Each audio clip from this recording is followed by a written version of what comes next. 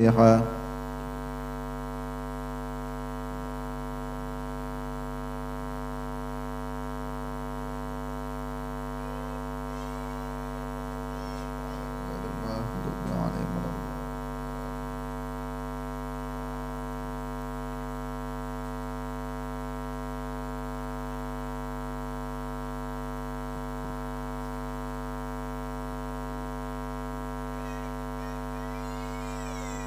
بسم الله الرحمن الرحيم. اللهم إني اهتدت بدرب لا طوله ما شاء الله قفله لا إله إلا الله بابه محمد رسول الله صلى الله عليه وآله وسلم سقفه لا حول ولا قوة إلا بالله العلي العظيم.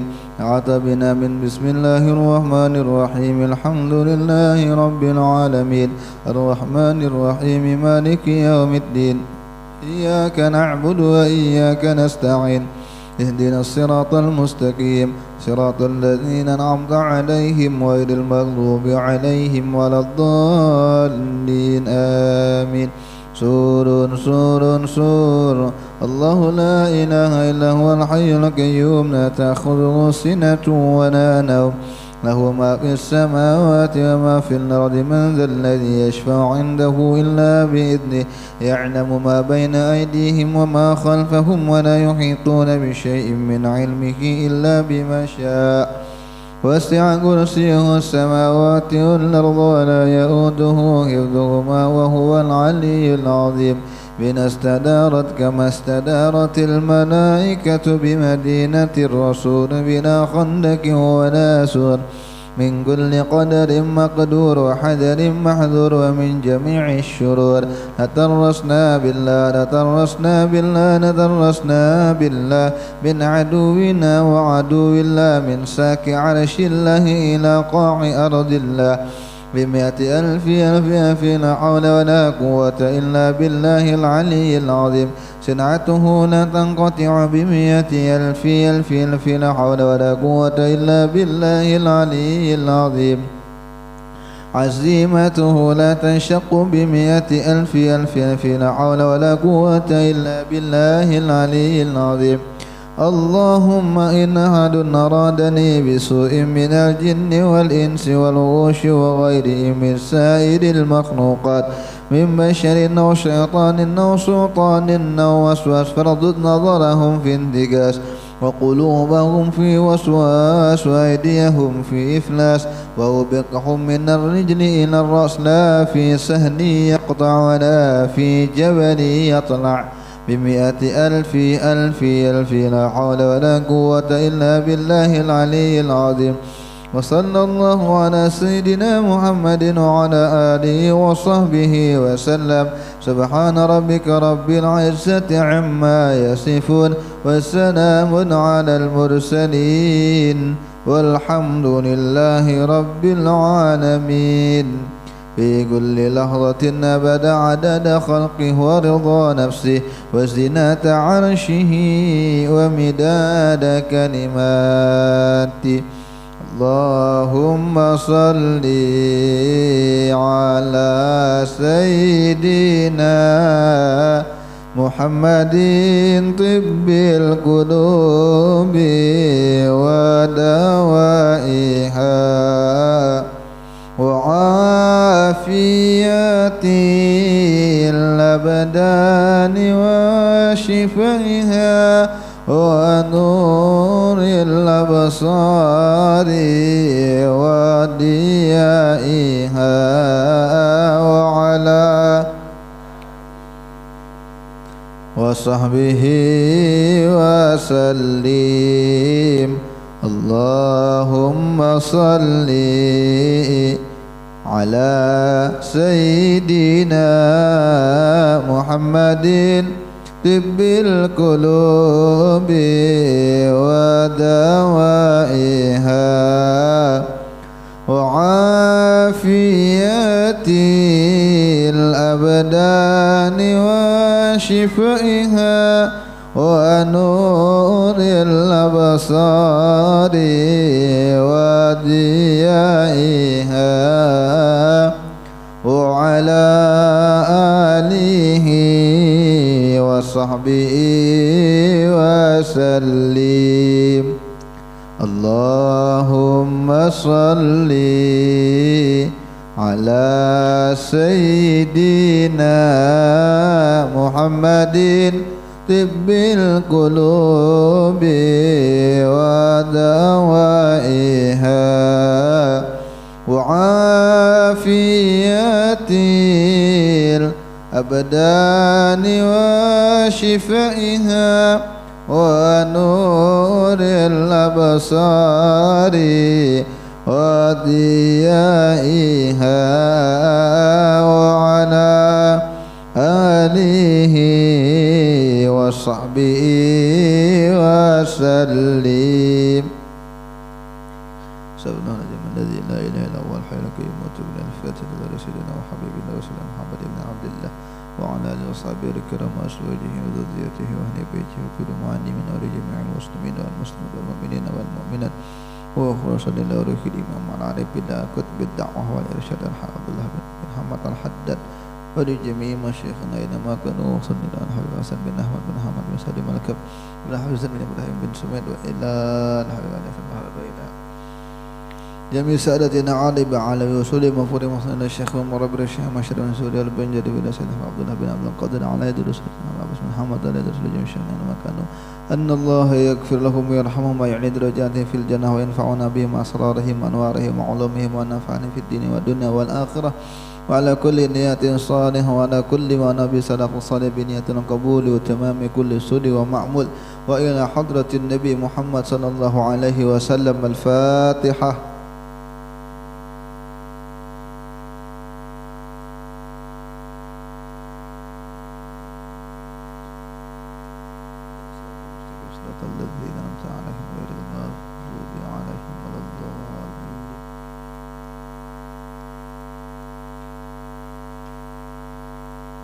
Bismillahirrahmanirrahim. Alhamdulillahilladzi 'allamal insana ma lam ya'lam. Wassalatu wassalamu ala man ikhtassat ummatuhu bi tasalsulil isnadi ila yaumiddin sayyidina wa maulana Muhammadin wa ala alihi wa sahbihi ajma'in. Malam hari ini bahasan kita berlanjut hingga akhirnya masuk di bab haji dan umroh. Sebagian kita mungkin belum pernah berhaji, belum pernah berumroh. Mudah-mudahan dengan berkat membaca bab ini kita berataan bisa berhaji, bisa berumroh. Jadi berangkat itu bukan hanya sekedar memiliki dana, tapi memiliki ilmu itu mantap benar. Karena sekian banyak orang berangkat tapi tidak mengerti bagaimana rukun-merukun, bagaimana sunnahnya, bagaimana ketentuannya. Cuma dibimbing dan alhamdulillah kalau inya paham ketika dibimbing langsung. Karena sebagian orang kalau bebal dibimbing sekadar paham-paham juga. Jadi lebih bagus kita bersedia payung sebelum hujan. Karena masalah praktek masing-masing mudahan bisa.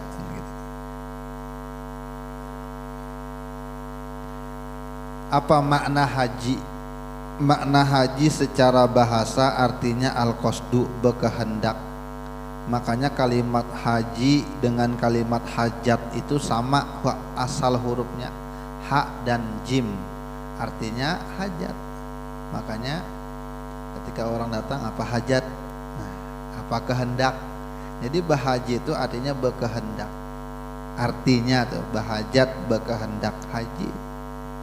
Secara syariat artinya qasdu baitillahil haram lin nusuk, berkehendak menyengaja pergi ke Baitullah untuk melakukan ibadah. Kalau umroh artinya ziarah, secara bahasa umroh artinya ziarah, tapi secara syariat artinya berziarah ke Baitillahil Haram untuk beribadah. Apa dalilnya wajib haji? Walillahi 'alan nasi hajjul baiti man istata'a ilaihi sabila. Dan bagi Allah atas manusia, artinya Allah wajibkan berhaji ke Baitullah orang yang memang sanggup ilaihi sabila, menuju jalannya, sanggup ada jalannya. Dan kapan haji itu diwajibkan? Pada tahun ke-6 setelah hijrah. Ada juga pendapat yang mengatakan tahun ke-9. Haji memang sebelum disyariatkan sudah disyariatkan di zaman Nabi Ibrahim. Makanya rame orang berhaji itu. Sebelum Nabi Muhammad lahir pun orang berhaji ke Baitullah. Memang syariat Nabi Ibrahim. Tapi kemudian hari Nabi Ibrahim meninggal, kemudian panjang perjalanannya, akhirnya terubah-rubah cara berhajinya.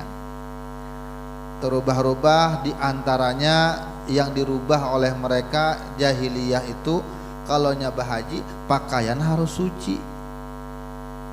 Pakaian harus suci dan tidak boleh bekas suci dicuci gitu nah. Kayak syariat Nabi Musa, kalau nya najis karena bisa dipakai lagi. Jadi daripada memakai baju bersih tapi nya pernah kena najis, lebih baik kada berbaju sekalian. Makanya diantaranya ada orang yang memang kada berselawar, tawaf itu kada berbaju, itu jahiliyah. Dan mereka juga memang buka-buka berlari-lari kecil sa'i sama marwah juga dalam keadaan kada baju.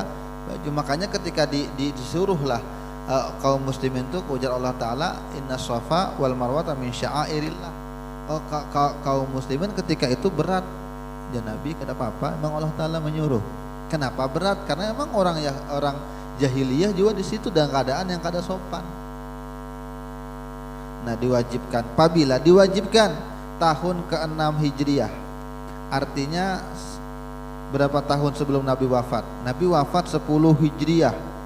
Kita mengatakan 11, 10. Masuk ke 11 Hijriah Nabi meninggal. Berarti sekitar 5 tahun atau 4 tahun sebelum Nabi wafat. Itu. Dan Nabi berhaji sekali. Yang memang setelah diperintahkan. Sebelum itu rancakai berhaji, cuma atas syariat terdahulu. Apa hikmahnya? Kalau Nabi berhaji berkali-kali, khawatirnya kita diwajibkan juga berkali-kali. Tapi karena Nabi sekali, maka juga kita sekali.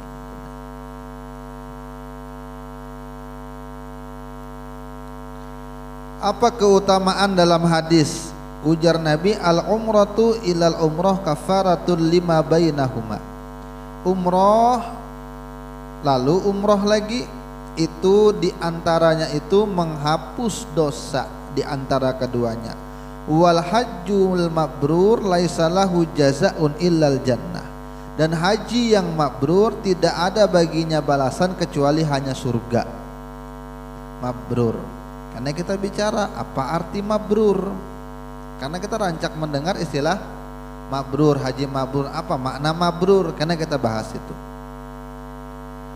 Dan Nabi mengatakan tabi'u bainal haji wal umrah. Kalau bisa berhaji dan berumrah sekaligus ya Nabi. Tapi ikutkanlah di antara haji dan umrah. Makanya sebagian ulama mengatakan umrah itu juga wajib hukumnya, bukan sunnah. Sekali seumur gitu. Fa innahuma yanfiyani dzunub, karena keduanya itu menghilangkan dosa. Wal faqra, bahkan menghilangkan kefakiran. Seperti mana api menghilangkan karat besi. Seperti mana api besi menghilangkan karat besi ya, dan menghilangkan, membersihkan emas dan perak itu. Walaisa lil hajjatil mabrurah sawabun illal jannah. Tidak ada balasan bagi haji yang mabrur kecuali surga. Ujar Nabi Muhammad sallallahu alaihi wasallam, barang siapa berhaji ke Baitullah ini dan dia tidak melakukan yarfus, hal-hal yang keji, walam yafsuk, tidak berbuat kefasikan, roja'a, dia pulang dari hajinya kayaumi waladat ummuh, seperti seorang anak yang dilahirkan oleh ibunya, bersih tanpa dosa. Tapi walam yarfus, tidak melakukan hal-hal yang tak senonoh, walam yafsuk, tidak melakukan kefasikan. Sana melihat juga bebinian orang-orang Arab bungas-bungas. kada bercadar. Hati itu umpati, nah itu yarfus ngarannya. Ada nang istilah mengamera jauh-jauh. Bina Turki di tanahnya. Yarfus. Wal hajjal mabrur, nah ini. Haji mabrur itu huwallazi la yukhalituhu ismun. Haji yang saat pengerjaannya itu tidak tercampur hal-hal yang dosa. Min hina ihramihi, dari awalnya bi ihram sampai miqat, ila hina tahalluli, sampai inya tahallul selesai. Ambil miqat dengan di Bir Ali, orang Indonesia biasanya. Karena jadi lebih nyaman. Sampai selesai rangkaian, sampai sa'i, habis sa'i hanya tahallul bergunting sedikit. Kalau dalam rangkaian itu dia tidak melakukan dosa, maka mabrur ngarannya. Mabrur. Jadi kalau yang terlirik-lirik, terumpati, karena apalagi misalnya berbinian, berkumpulan, berkesahan, tergibahi orang, wah itu kan ada mabrur dah. Karena biasanya kalau 1 tambah 1 tambah 2 binian, 3, 4, 5 berkumpulan berkesahan. Selama rangkaian haji berkesahan, ya maka bukan mabrur. Ada juga pendapat yang mengatakan haji mabrur adalah al-qa makbul, yang diterima itu dengan tidak bercampur dosa. Nabi sallallahu alaihi wasallam hajjatan wahidatan fi sanatil 'ashirah ba'dal hijrah. Nah, dan Nabi sallallahu alaihi wasallam itu berhaji satu kali pada saat tahun ke-10 setelah hijrah. Jadi setahun sebelum Nabi wafat umur 63, berarti di umur 62 Nabi itu berhaji. Mbah itu sudah ya dah wafat sih din. Wahajak qoblal, tapi berhaji sebelum hijrah itu banyak, tidak terhitung karena Nabi orang Mekah, setiap tahun berhaji, cuma bukan di dalam aturan syariat Islam, tapi mengompatnya syariat terdahulu karena Nabi pun belum diangkat menjadi Rasul. Tapi setelah hijrah, kalau waktu di Mekah berhaji juga, cuma setelah hijrah cuma sekali namanya haji wada. Banyak ya Nabi berhaji, cuma setelah hijrah sekali. Sedangkan kalau Nabi umroh itu 4 kali Nabi berumroh. Pertama umroh waktu Hudaybiyah, umroh Hudaybiyah ngarannya, pada bulan Zulqa'dah tahun ke-6. Nabi berumroh. Tapi umroh Nabi di tahun ke-6 ini kada sampai selesai, Nabi akhirnya bayar dam. Kenapa kada selesai? Karena dicegah oleh orang kaum musyrikin. Hendak berhaji sudah ngambil mikot, sudah berpakaian ihram, tiba-tiba tengah jalan ditahan orang. Kata Umar bin Khattab, kita perang aja sudah, orang kita tujuan kita sudah berhaji. Jajan Nabi jangan, dari pintarnya Nabi. Padahal kalau memang anak berkekerasan sampai ya, cuma aja Nabi kena aja, biar kita bakalah. Bahkan tulislah perjanjian di situ. Tahun ini memang kami kada berhaji, tetapi memang ada perjanjian setelah ini kita gencatan senjata, damai. Kada ada perang selama 10 tahun atau berapa tahun gitu nah. Kada ada perang. Perjanjian itu ujar orang kaum musyrikin, tulis pian tanda tangan wahai Muhammad. Ujar Nabi Muhammad, tulis dari Muhammad Rasulullah, tulis. Ujar orang musyrikin, kami kada mengakui pian Rasul. Bapak pian nulis Rasulullah itu hapus. Jadi ujar Nabi, hapus saja Rasulullahnya. Sayyidina Ali kada mau menghapus itu. Kita hapus. Aku dah hakun menghapus Rasulullahnya ini. Orang pian Rasulullah. Jadi Nabi mana anunya? Nabi, aku yang menghapus. Nabi seorang yang menghapus itu nah. Kalimat Rasulullahnya. Jadi dari Muhammad bin Abdullah, hanya perjanjian damai. Tapi waktu tahun ini kada boleh ke sana. Jadi bebulik kayak Nabi, ya bayar dam bebulik.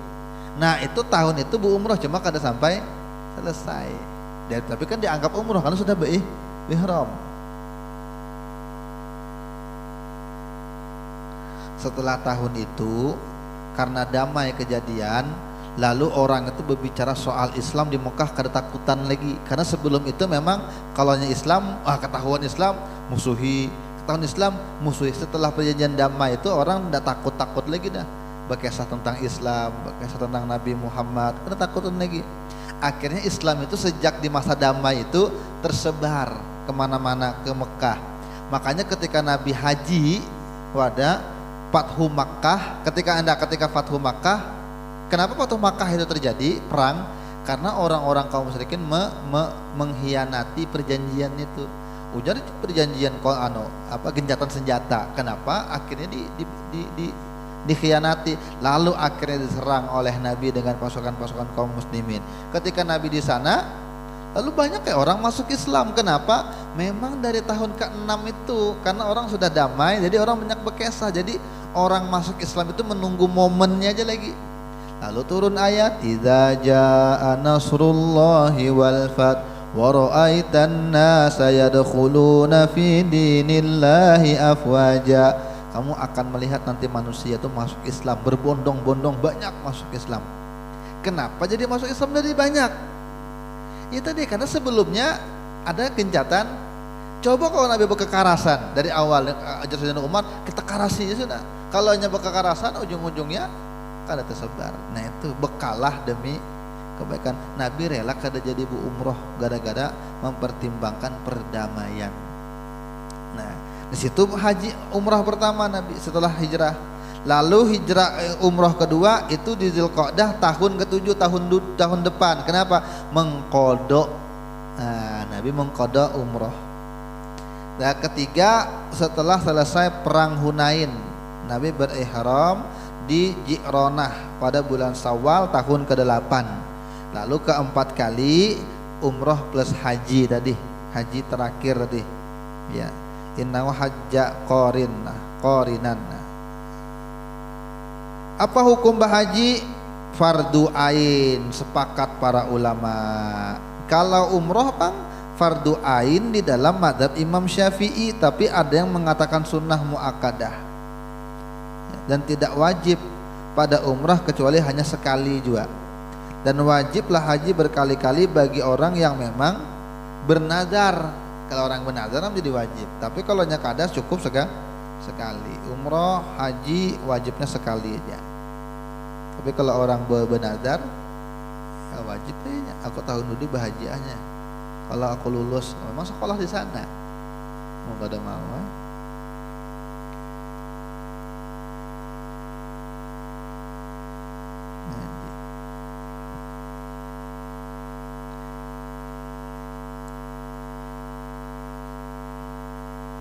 Jadi hukumnya fardu ain. Dan menjadi fardu kifayah juga haji itu untuk menghidupkan Ka'bah setiap tahun. Makanya waktu ada corona kemarin, kan ada kalau haji sampai di Saudi pun kadang mengadakan mereka kecuali hanya beberapa orang yang dibolehkan. Kenapa? Karena kalau kedada yang berhaji maka berdosa seberataan seluruh dunia kaum muslimin berdosa karena kedada yang berhaji. Jadi berhajilah beberapa golongan waktu Covid kemarin tuh.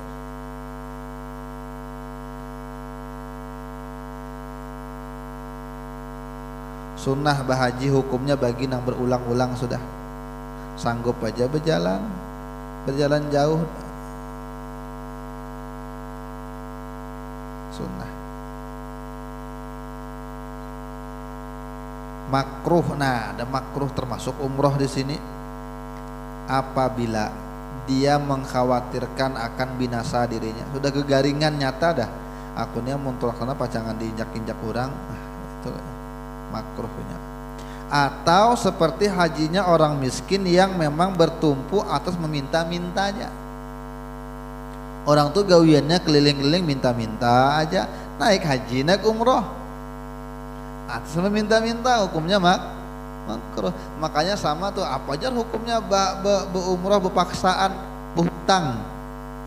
berhutang. Ada kalau orang-orang kan canggih, orang kan kalau bahari kan orang-orang yang jauh difasilitasi, ada timbul ekspedisi, paket-paket datang tuh karena bisnis berikutnya tuh bagaimana memberikan solusi. Yang kada duit dihutangi, kan gitu semua perusahaan keuangan dihutangi, ujung-ujungnya berhaji berumroh berhutang. Apa hukumnya? Makruh. Kalau berhutang-hutang, pinjam bang duit dulu 50 juta apa haji. Akhirnya makruh. Kalau memang meminta-minta kan minta. Kalau berhutang maka ada apa, cuma kan ya tadi berpaksaan. Kada sanggup artinya.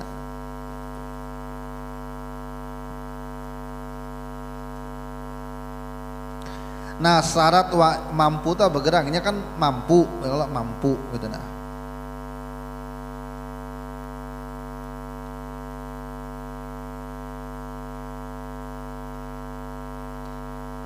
Yang dikatakan mampu itu, antar lo. Kalau kita bahas di sini katakan terjadinya haji Islam, artinya inya sah, tapi ini kada wajib sebenarnya. Gugur kewajibannya dengan 4 syarat: Islam, tamyiz, balik, dan merdeka. Merdeka sudah merdeka semua wah ini, tidak ada lagi yang budak. Jadi Islam, tamyiz dan balik. Tamyiz ini berakal. Jadi kalau dan balik. Jadi kalau inya balik gugur Islam, tamyiz, balik, bahajinya gugur dah kewajibannya. Tapi sebenarnya kada wajibnya, kalau kada mampu kan. Dibawa kuitannya tapi gugur sudah. Kalau wajib haji 5: Islam, tamyiz, buluk, balik, merdeka, dan mampu. Nah mampunya ini apa gerang mampu itu? Wujudu zat wa awiyatihi wa nafaqatihi dhihabi wal yab wa nafaqati may ya'uluhu muddata safari. Jadi yang dikatakan mampu itu memang ada bekalnya, sagin inya juga, dan ongkos pulang pergi. Ya kalau kita hari ini makanya wajar aja bang pemerintah itu mengatakan kalau daftar haji berapa bayarnya dulu? Setengah. Ya kalau yalah berapa baru bisa mendaftar setengah daripada biaya. Kenapa dikatakan gitu? Iya kan karena memang harus mampu dulu pulang pergi. Ya kalau setengah itu pulang pergi mampu sudah, karena kan kalau pesawat aja 10 juta lah paling dimahal-mahalkan, karenanya sekitar 8 juta 7 juta, kalau promo bisa 5 jutaan aja.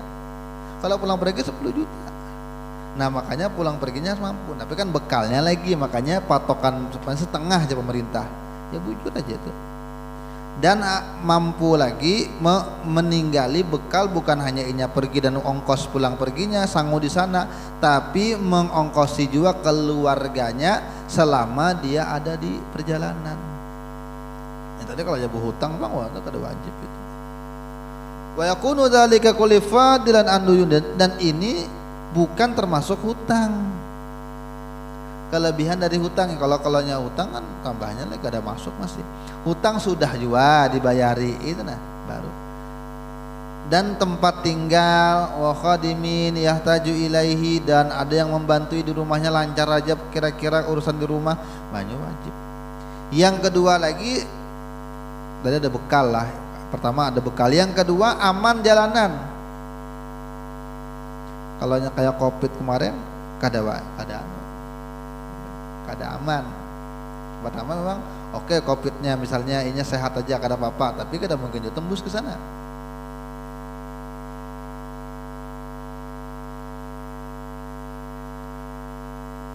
Ada air dan bekal pada tempat-tempat yang memang ini memang sudah disediakan.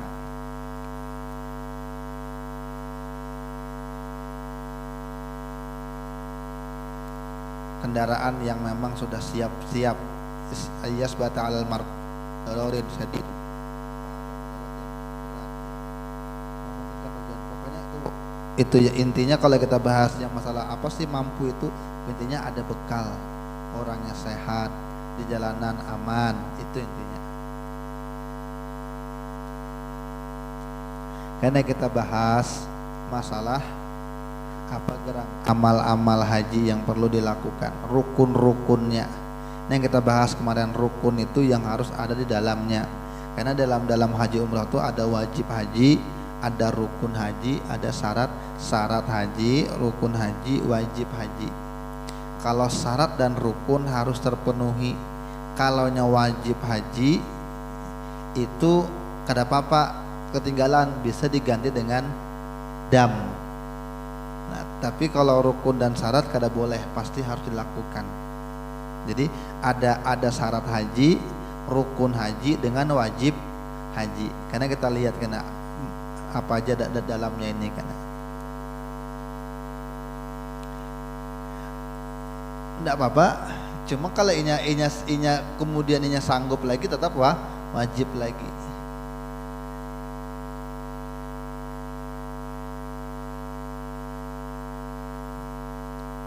Maka dikatakan tadi kan gugur kewajiban. Kalaunya gugur ini memang harus disyaratkan hanya bakal. Tapi kalau bayi kan nggak ada bakal, masih ada bakal. Tapi bolehkah haji? Boleh, dihitung apa hajinya. Karena ini kan merasakan uyuhnya sebenarnya di bawah kuitannya. Karena uyuh juga, makanya ada aja pahalanya. Ada hitungannya. Ya, tapi tetap kalau inya sanggup karena tetap wajib lagi.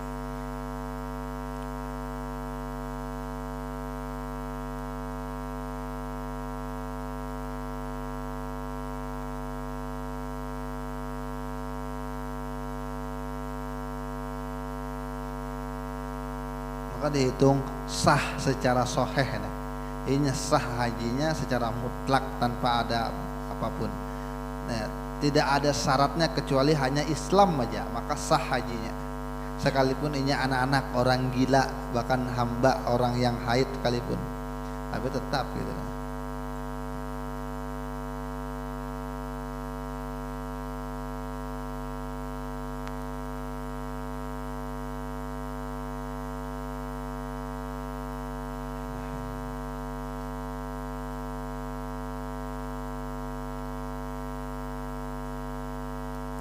Karena kita sambung lagi masalah rukun-rukun haji itu.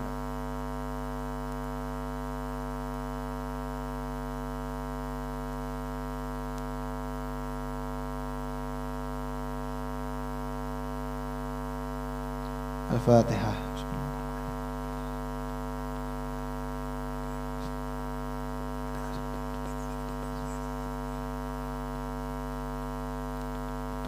Bismillahirrahmanirrahim. Wa qala al-Imam Abdullah bin Alawi Al-Haddad rahimahullahu taala wa nafa'ana bihi wa bi ulumi fid dharaini amin. Kemarin kita ngebahas masalah bagaimana Nabi sembahyang malam dan kita dianjurkan untuk salat malam juga. Dan ditutup dengan witir. Pertanyaannya, bolehkah witir 2 kali? Ujar ulama, ujar Nabi tidak ada witir 2 kali. Jadi ketika ia sudah berwitir di habis Isya, bolehkah sembahyang malam lagi? Boleh. Tapi Nabi memang mengatakan jadikanlah witir itu di akhir. Nabi mengatakan jadikanlah witir itu di akhir. Tapi apakah boleh bersembahyang lagi witirnya di awal? Ulama mengatakan boleh, tapi yang perkataan Nabi itu bukan perintah wajib, tapi anjuran Nabi. Kalau bisa bertutup dengan witir. Cuma sebagian sahabat berwitirnya di awal. Kenapa? Kalau pindah karena terbangun malam ya, ada sebagian sahabat. Ada juga yang berpendapat berwitir aja di awal. Kenapa? Innallaha witrun yuhibbul witra. Allah mencintai orang yang melakukan witir. Jadi ketika guring sudah berwitir, maka tidur dalam kecintaan Allah. Ketika inya mati kada bangun-bangun lagi, maka mati dalam kecintaan, nyata dah husnul khatimah. Ayo lah mana itu. Tapi tetap afdolnya witir itu ditutup paling belakangan. Ini besangu, kita besangu. Utamanya lagi yang sudah berumur besangu. Apabila lagi besangu menambahi. Wa'lam anna li qiraatil Qur'ani fadlan aziman wa asran fi tanwiril qalbi kabiran. Membaca Quran itu ada keutamaan yang besar dan ada dampak yang besar di dalam penerangan hati. Jadi beda orang yang memang biasa baca Quran dengan yang kada tuh beda, karena ada keutamaan yang besar.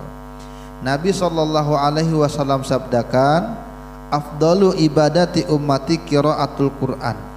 Sepaling afdolnya ibadah umatku itu membaca Quran. Sepaling afdolnya ibadah umatku membaca Al-Quran. Wa qala Ali karramallahu wajhah, Sayyidina Ali mengatakan, man qara'al Qur'an wa huwa qa'imun fis shalah, siapa yang membaca Al-Qur'an dan dia berdiri dalam salatnya, kana lahu, maka baginya itu satu huruf dibalas 100 kebaikan. Kalau satu huruf dibalas 10, iya, tapi kalau dibaca dalam salat maka berlipat-lipat, maka ujar Sayyidina Ali 100 kebaikan satu huruf.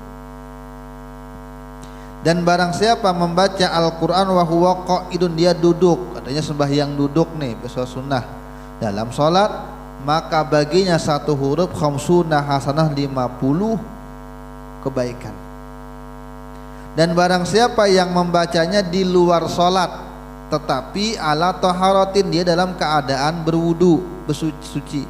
Karena kan boleh ke orang baca Quran kada wudu, boleh aja kan, bukan megang Quran, cuma sekedar baca, duduk-duduk depan rumah baca Fatihah, ayat kan mengaji kan, bertilawah, duduk-duduk di ujung rumah bertilawah, duduk-duduk di ujung rumah baca Quran. Ini hafal aja, yang ada yang dihafal-hafalnya, wadduha apakah berpahala, tapi kada wudu. Nah ini yang dalam keadaan wudu, satu huruf kata Sayyidina Ali dikatakan berapa? 25 kebaikan. Dan yang dikatakan satu huruf dibalas 10 kebaikan, itu buat orang yang membaca Quran cuma kada dalam keadaan berwudu. Kalau nya haid pang kada boleh baca Quran.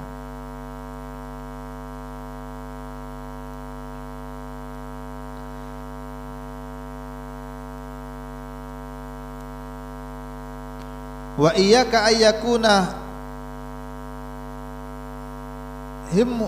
hammuka fi tilawatika maksuran al iksar min haduna tadabbur wa tarattil, duna tadabbur wa tarattil. Hati-hati jadi apa perlu diwaspadai, semangat kamu tuh tinggi tapi hanya sekedar semangat untuk menambah bacaan aja, yang penting banyak, tapi tidak ada tadabbur dan tartilnya, mengejar banyaknya aja, tetapi tajwidnya kada pernah dihirankannya, panjang pendeknya salah, apalagi maknanya, maka hati-hati. Kenapa? Itu perlu diwaspadai. Bukannya ada itu semangat aja, cuma semangat yang masih perlu diperbaiki. Bagus, tapi masih perlu diperbaiki. Wa alaika idza talauta bitadabburi wa tafahumi, wajib kamu kalau ngebaca Quran itu tadabbur. Tadabbur itu memikirkan maknanya, merenungi maknanya dan memahami. Wasta'in ala dzalika bitartil, dan itu akan terbantu kalau dengan tartil. Wa ahdir fi qalbika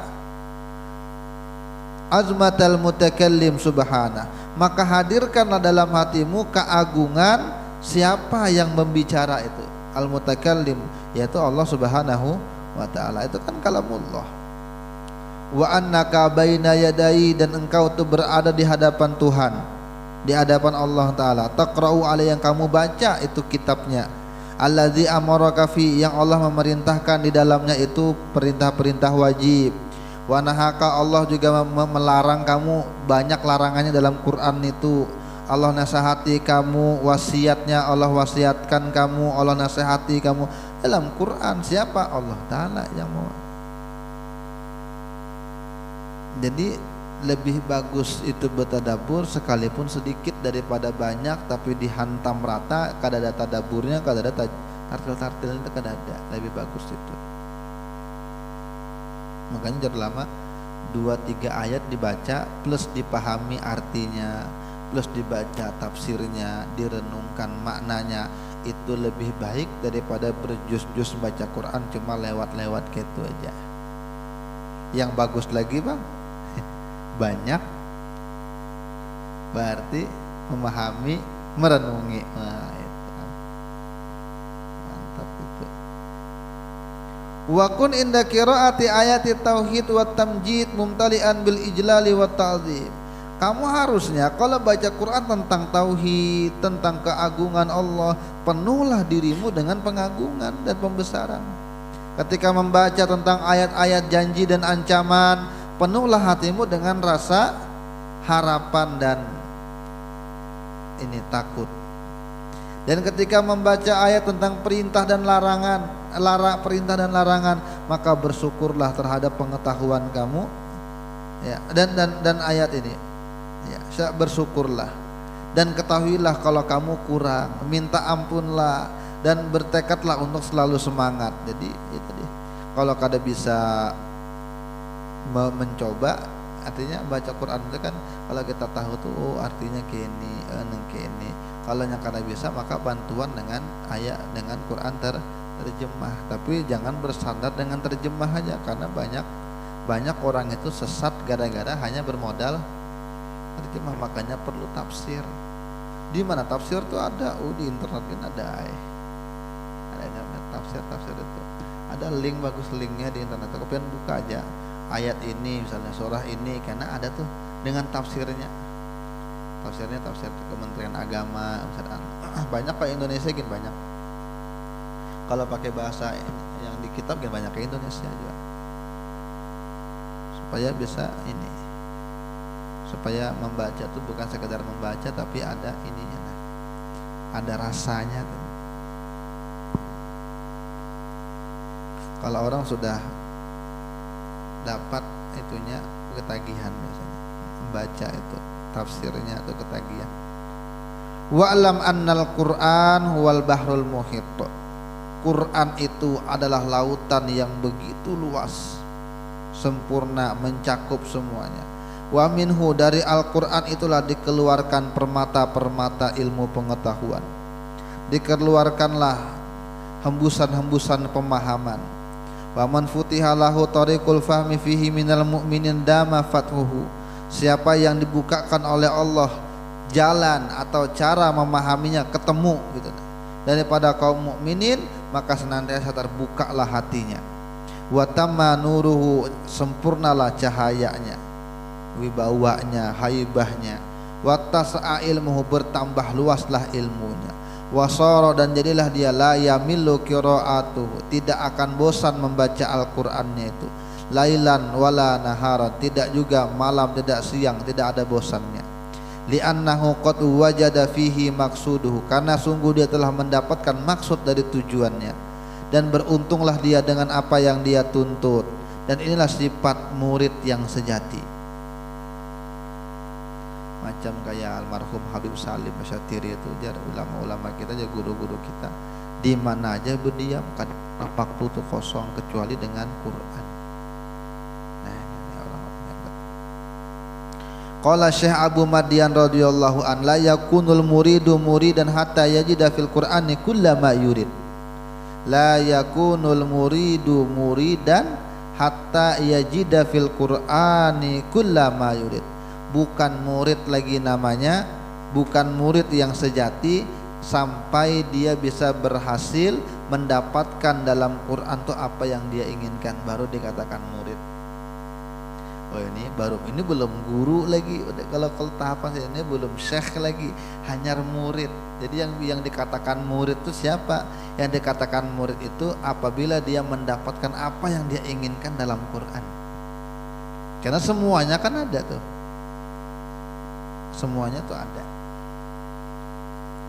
Makanya kalau kita bahari itu pada guruan, hilang motor guru ay, Quran bacaannya. Hendak istikharah, lihat di Quran jawabannya. Semua di Quran. Jadi ilmu apa aja tuh di Quran tuh ada, isyaratnya ada. Tapi kita kembangkan dengan ilmu pengetahuan. Ilmu pengetahuan yang sekarang ini apa teori-teorinya, tapi dikembangkan. Tapi isyaratnya ada semua. Bahkan kan ilmu guna-guna pun ada di Quran. Ya. Jadi bahari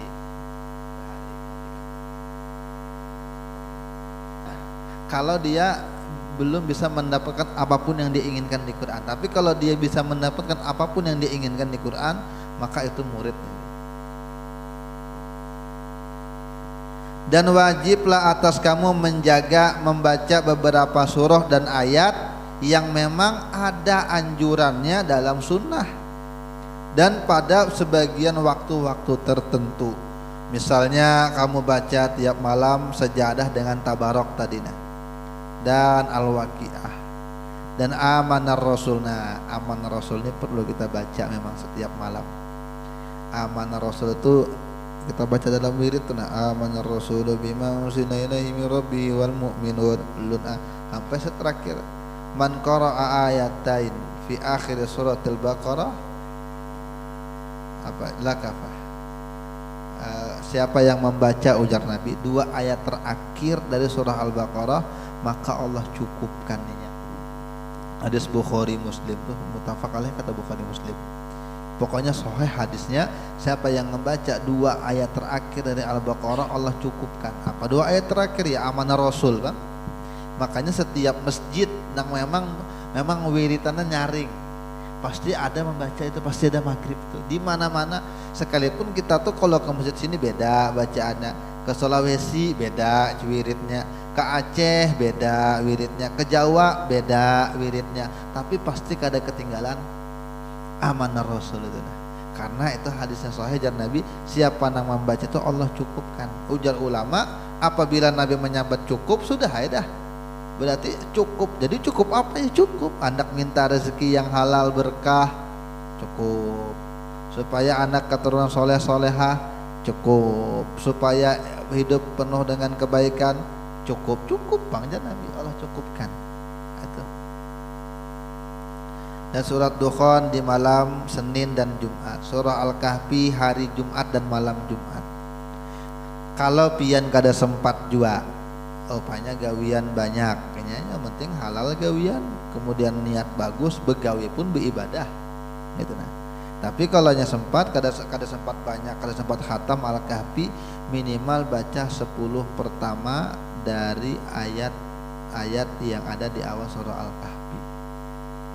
Semua aja tuh sebelum azan nah, duduk kelebihan di masjid biasanya Allah baca 10 ayat pertama dari surah Al-Kahfi. Di mana di HP gini ada ayat, di internet di Google gitu ya, surah Al-Kahfi, baca ayat di situ. Siapa yang membaca surah Al-Kahfi 10 pertama surah Al-Kahfi, maka ia dilindungi sampai Jumat yang akan datang dari fitnah Dajjal. Tapi Dajjalnya belum turun, fitnahnya ada. Jadi kada Dajjal itu turun ketika sudah puncak, tetapi kada mungkin ada kecuali ada premisnya, kecuali ada pemanisnya dulu, yaitu nah ujung-ujungnya kena ada yang mengatakan Dajjal itu sistem kan, akhirnya anak buahnya berupa sistem.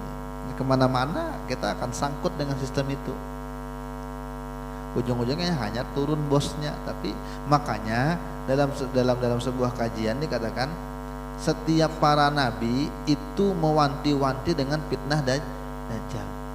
Pertanyaannya, kalau Dajjal itu turun di akhir zaman, kenapa semua nabi memperingatkan Dajjal? Karena bakal ketemu. Itu menunjukkan bukan hanya dari Dajjal, tapi fitnah Dajjalnya itu yang berbahaya.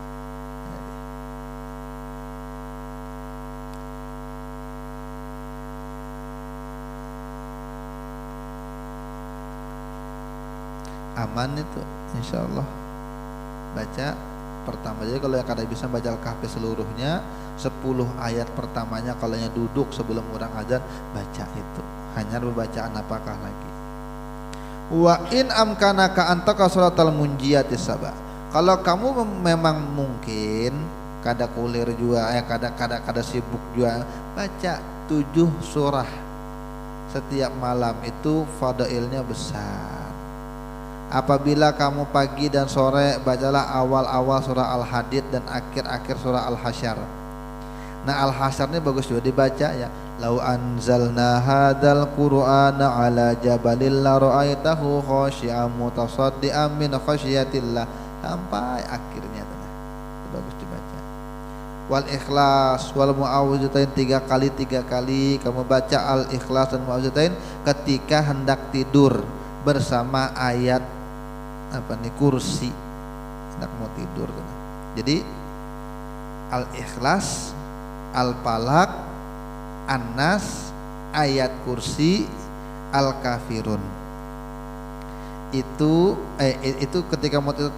Jadi Ikhlas, Al-Falaq, An-Nas, ayat kursi, 4 nih ketika mau tidur.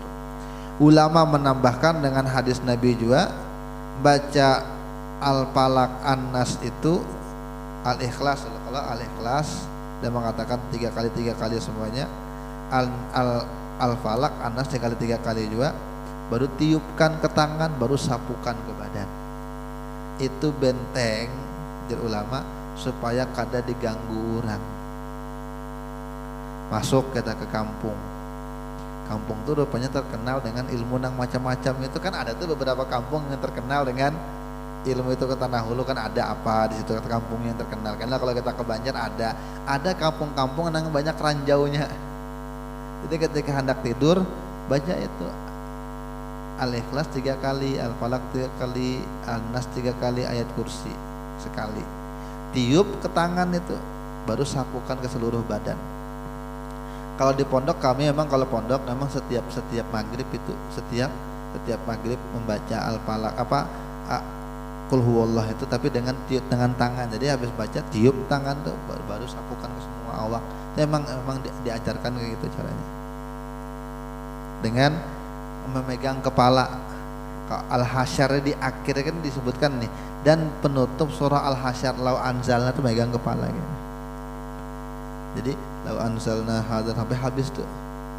Ini biasanya qori baca tuh yang tengah-tengahnya huwallahul ladzi la ilaha illa huwal malikul quddusus salamul mu'minul muhaiminul azizul jabbarul mutakabbir subhanallahi amma yusyrikun. Nanti terus lagi ada ayat terakhir lagi gitu. Itu dia pegang kepala tuh, supaya pemahaman tuh nyaman, supaya beban tuh kada tapi ngalu kepala. Pokoknya banyak manfaatnya tuh. Jadi pegang kepala gitu sambil baca itu. Hafal lah ya, kalau kita biasakan baca itu hafal aja. Kalau yang kada hafal kan HP bang, tadi kita kemana-mana bawa HP. Kalau padahkan buka Quran, ketinggalan Quran. Kalau HP itu kan bukan ketinggalan, pasti kemana-mana kita bawa HP. Kalau kayak itu Qurannya buat dalam HP, nah, gitu.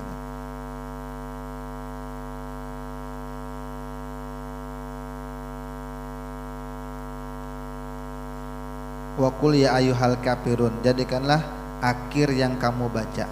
Ini yang kita katakan kalau qul ya ayyuhal kafirun itu jar ulama itu membentengi akidah kita supaya kada lepas iman kita. Kalau Al-Ikhlas menguatkan keimanan, makanya 2 surah ini rancak dibaca dalam salat sunnah. Jadi Al-Kafirun itu benteng, Al-Ikhlas itu memperkuat. Makanya sunnah itu biasanya orang pasti baca Al-Kafirun kulhu, Al-Kafirun kulhu. Wallahu yaqulul haq wa huwa yahdis sabil. Wa yambagi ayyakuna laka wirdun min qiraatil ilmin nafi. Seharusnya juga kewajiban kamu ada memang wirid. Wirid itu, jadi wirid itu artinya yang amalan rutin, itu namanya wirid. Wirid. Apa amalannya? Membaca ilmu yang bermanfaat. Termasuk kita membaca Imam Haddad nih. Ini kan termasuk ilmu manfaat. Jadi jauh dari kita bermajelis lah anunya secara secara ringannya. Jadi mesti ada amalan bermajelis. Paling kada jangan sampai 3 hari itu kada asupan ilmu teman. Karena dikatakan ketika Imam Fathah Al-Muslim mengatakan alaysal marid idza muni'at ta'am wasyarabu wad dawa yamut qalu bala. Ujar Imam Fathah, kekawanan, apa pendapatmu kalau orang tuh sakit 3 hari kada diberi makan, kada diberi minum, kada diberi obat, matikah kira-kira orang sakit itu? Sudah sakit 3 hari kada makan kada minum. Ujar sahabat itu, nyata mati. Ini garing sudah orang tuh garing, kada makan, kada minum, kada diimpus, kada diberi obat, 3 hari mati. Wa kadzalikal qalbu, demikian jua hati, idza muni'a anhul hikmatu wal ilmu mata. Demikian juga hati, salah satu ayam Kalau 3 hari tidak diberikan hikmah pengetahuan, maka hati akan mati 3 hari. Nah, apa cirinya? Kalau ciri sakit itu sama, makanya ciri jasad dengan rohani itu sama kan, rohani dan jasmani, badan dan ruh, kan itu pasangannya tuh orang menyambat.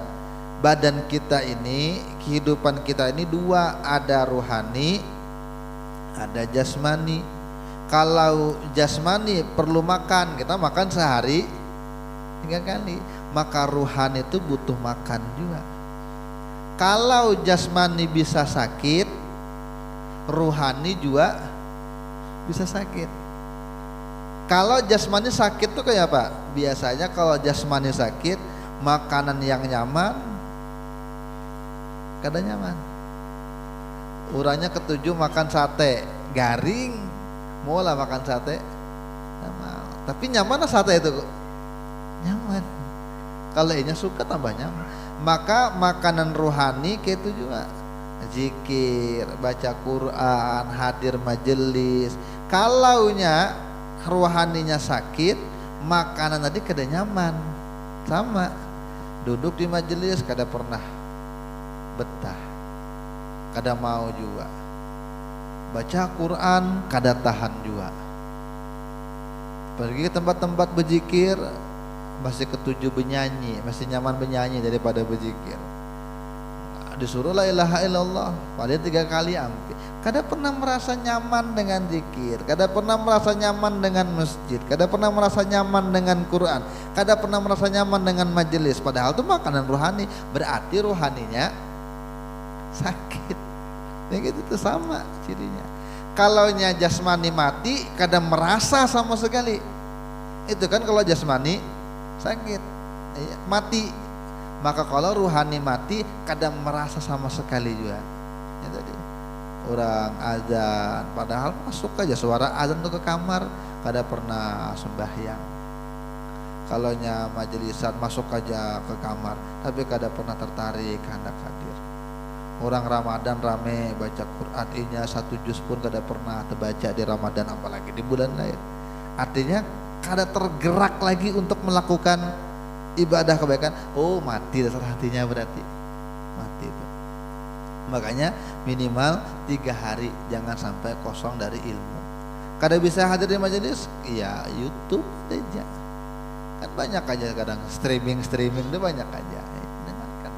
Pokoknya usahakan 3 hari ini amal. Dan amalan paling nyaman di akhir zaman itu taklim dah. Makanya dalam hadis, belajar itu lebih baik daripada 100 rakaat sholat sunnah. Bahkan ada riwayat walaupun bermasalah 1000. Jadi duduk di majelis ilmu, mendengarkan satu bab ilmu lebih baik daripada 100 rakaat sholat sunnah. Artinya pian terawih itu berapa rakaat? Itu gen kembang kempis semangat. Tapi apabila hadir di majelis, lebih daripada itu berkali-kali lipat Allah berikan. Duduk aja sejam aja. Nah ini makanya amalan untung di akhir zaman itu duduk mendengari kajian ilmu. Nah makanya orang nang pintar, ketika malam-malam ganjil di bulan Ramadan, kalau ada majelis pian datangi, bagaimanapun caranya kalau bisa datangi.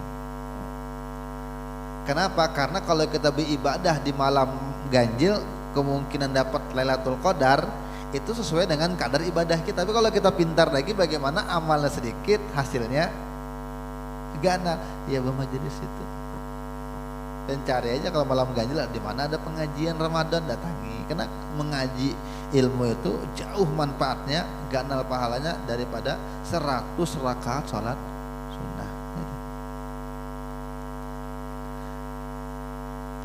Ilmu apa yang dibaca? Ilmu yang bisa menambahkan pengetahuan kamu tentang Allah Ta'ala, tentang sifatnya, tentang af'alnya, tentang nikmatnya. Ilmu yang membuat kamu paham bagaimana perintah yang Allah perintahkan buat kamu, yang mana larangan supaya kamu tidak maksiat dengannya. ilmu yang bisa membuat kamu zuhud dengan dunia, supaya kada terlalu cinta lagi dengan dunia, supaya cinta dengan akhirat. Ilmu yang bisa bikin mata batin kamu tajam, matanya berpikir tuh betul-betul jernih ya, wa'afat, dan bisa melihat bagaimana kekurangan amal kamu, bisa melihat bagaimana jebakan-jebakan musuh kamu, iblis dan hawa nafsu. Nah, itu ilmu yang manfaat. Sedikit. Wahadal ilmi, dan ini wahadal ilmu sabitun fil kitabi wa sunnah wa kutubil a'immah. Ilmu-ilmu ini bisa didapatkan, jelas terdapat dalam Quran, dalam hadis dan kitab-kitab para ulama. Waqad jama'ahul Imamul Ghazali fi kutubihil azimah al-qadrul kabira al-khatru inda man lahu basiratun fid din wa rasuhu fil ilmi wa kamali fil yakin. Dan Imam Al-Ghazali, nah sidin menyambat nih, Imam Al-Ghazali dalam kitab-kitabnya itu yang besar, yang penuh dengan nilai dan pikiran-pikiran yang jenius tentang mata batin dalam agama dan kekuatan ilmu ada di situ. Makanya Imam Ghazali ini katakan kutbul ilim. Kutbul, kalau kan kerajaan kebubuhan kita kalau nyapa manakib Salwa Qadiriyani apa sih? Kutbul aktob, kutubnya para kutub, tapi kutubnya ilmu adalah Imam, sehingga dapat gelar Hujjatul Islam kita Al-Ghazali. Karena Imam Ghazali itu semua punya tingkatannya, jadi dari ilmu terendah, bahasan tinggi lagi, ilmu pokoknya semuanya gitu ada. Ilmu filsafatnya main, ilmu kalamnya main, ilmu usul fikihnya main, semuanya itu Imam Ghazali itu. Makanya ada mengatakan seandainya ada nabi setelah Nabi Muhammad, maka Imam Ghazali itu jadi nabi, saking cerdasnya. Kalau kita diagungkan oleh orang-orang yang setuju dengan kita wajar, tapi kalau diagungkan dengan pihak lawan itu yang luar biasa. Imam Ghazali diantaranya. Maka wajiblah kamu itu mempelajarinya jika kamu punya memang semangat untuk berjalan di jalan akhirat dan pengen ada cita-cita untuk sampai kepada tujuan-tujuan yang mulia. At-tahqiq wa qadim faradatil kutubul Ghazaliyah min baini kutubil muhaqqiqin min as-sufiyah bil jam'i wat tahrif wa usul ta'siri fi zamanil qasiri. Ini kehebatan Imam Ghazali ya Sidin. Maka kitab-kitab Imam Ghazali itu memang tiada bandingnya di antara kitab-kitab yang lain daripada ya, dan cepat memberi bekas dalam waktu yang pendek. Makanya ulama-ulama kita pasti ngebaca kitab Imam Ghazali, termasuk Arwah ya. Nah, kitab apa yang dibaca Arwah? Kitabnya Imam Al-Ghazali ya. Karena ada masanya kalau ini hatam kita mulai ke situ juga. Karena tapi handaknya karena ulun dari bawah. Jadi karena mudah-mudahan panjang umur, sehat afiat berataan, kita akan sambung karena kitab Imam Ghazali dari tingkatan tangganya. Jadi bawah Bidayatul Hidayah, karena naik misalnya Arba'in al-Usulnya, karena naik karena misalnya Minhajul Abidin, hanya karena ke Ihya yang dibaca Guru Ijak Arwah itu kitab, yaitu puncaknya itulah yang paling adanya Ghazali. Imam Ghazali itu Ihya yang terkenal itu tadi. Tapi semua kitab itu hebat, tapi muaranya ada di kitab Ihya itu. Mudah-mudahan panjang umur berataan dan kabul hajat kita, mudah-mudahan manfaat dunia wal akhirat. Ala hadhihi al-Fatihah. Bismillahirrahmanirrahim. Alhamdulillahirabbil alamin arrahmanir rahim maliki yaumiddin iyyaka na'budu wa iyyaka nasta'in. Ihdinas siratal mustaqim siratal ladzina an'amta 'alaihim ghairil maghdubi